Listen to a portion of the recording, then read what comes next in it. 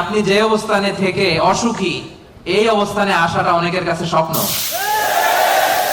সব সময় বলবেন শুকর আলহামদুলিল্লাহ, আল্লাহ অনেক ভালো আছে, আল্লাহ অনেক সুখে আছে।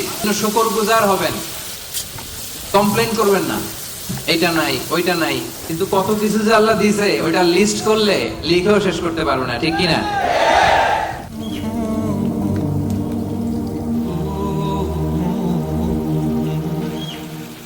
শুকরিয়া করলেই লাভ, ঠিক কিনা? শুকরিয়া করলে নেয়ামত বাড়ায় দেয় কে? না শুকরি করলে শাস্তি দেয় কে?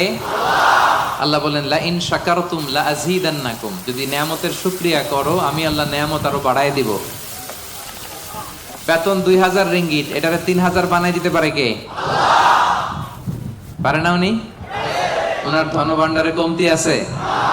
আল্লাহ বলে এই বানি আদম লাউ আন্না আউওয়ালাকুম